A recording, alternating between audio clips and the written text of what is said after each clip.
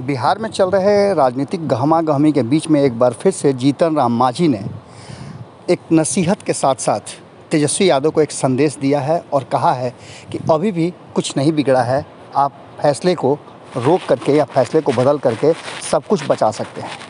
आपको बता दें कि बिहार में जिस तरह की राजनीति चल रही है और जिस तरह की चर्चाएं हैं, उसको लेकर के बिहार में राजनीतिक उथल-पुथल भी है और कहा जा रहा है कि बहुत कुछ बदलने वाला है। इसके पहले आपको कहा जा रहा था कि बताया भी जा रहा था कि जिस तरह से बिहार में भारतीय जनता पार्टी और जदयू की सरकार और दो दलों के साथ चल रही है, वो कभी भी गिर सकती है। जीतन राम मांझी और मुकेश सहनी को लेकर के कई तरह के कयास लगाए जा रहे थे कि ये कहीं चले जाएंगे, लेकिन लगातार पिछले 2 साल से दोनों एनडीए के साथ ही रहे। यहाँ तक कि मुकेश सहनी को अंतिम समय में बोचहा चुनाव से ठीक पहले अपने तीनों कैंडिडेट्स को खोना पड़ा। इन सारी बातों को लेकर के पूरी तरह से बिहार की राजनीति में चर्चा का बाजार गर्म है।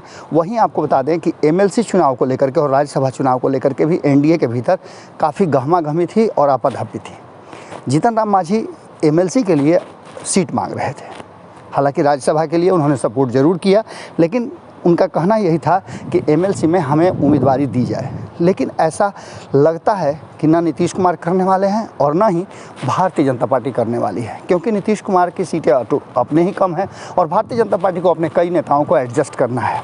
मात्र 7 सीटें हैं, जिसमें से 3 सीटें राष्ट्रीय जनता दल ने अपने खेमे में रख ली और इसी को लेकर के जीतन राम मांझी ने स्पष्ट तरीके से कहा है कि वरिष्ठ नेताओं को भुला करके ऐसे लोगों को टिकट देना जिनका आधार कमज़ोर है, कहीं ना कहीं तेजस्वी यादव अपने पैरों में कुल्हाड़ी मार रहे हैं। तेजस्वी यादव को अभी भी अपने फैसले बदल देना चाहिए। एक तरफ जहां अल्पसंख्यक समाज की बात कर रहे हैं, तो अल्पसंख्यक समाज में वरिष्ठ नेता के होते हुए, अब्दुल बारी सिद्दीकी के होते हुए दूसरे को टिकट देने की क्या ज़रूरत थी।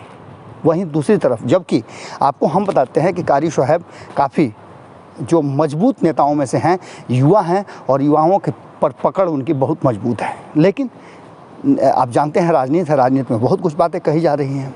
वहीं अगर बात करें तो श्याम रजक को लेकर के भी काफ़ी बातें की जा रही हैं। कहा यह जा रहा है कि अगर रजक समाज से किसी को भेजना ही था, उस समाज को खुश करना था, तो श्याम रजक को भेजा जा सकता है, जिनको लेकर के लंबे समय से जो लालू प्रसाद के साथ झोला ढो रहे हैं और उसके बाद काफ़ी लंबे समय से तेजस्वी यादव के साथ भी जुड़े हुए हैं, उनका भी झोला ढो रहे हैं।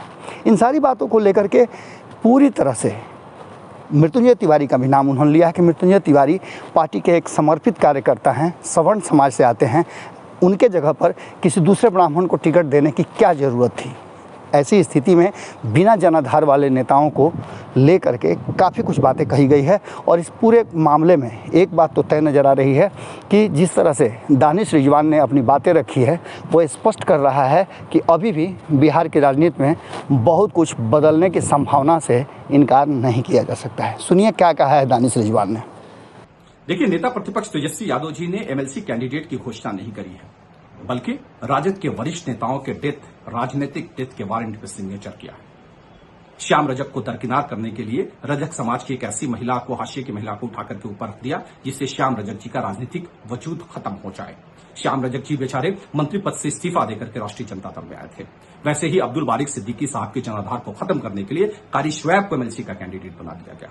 मृत्युंजय तिवारी जो लगातार हर फोरम पर राजद के लिए लड़ते आए हैं, उनको दरकिनार करने के लिए पांडे जी को भेज दिया। ये लोग राजनीतिक हत्यारे हैं।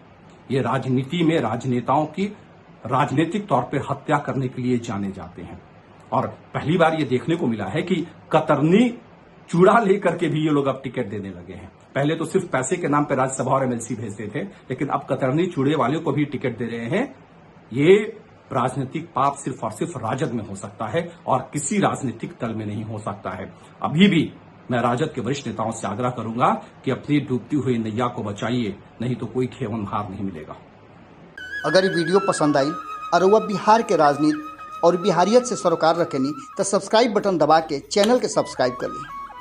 ओजे एगो घंटी बा, ओकरा बटन दबा देला से कुल सटीक और मारक खबर रुआ मुफ्त में मिल जाई।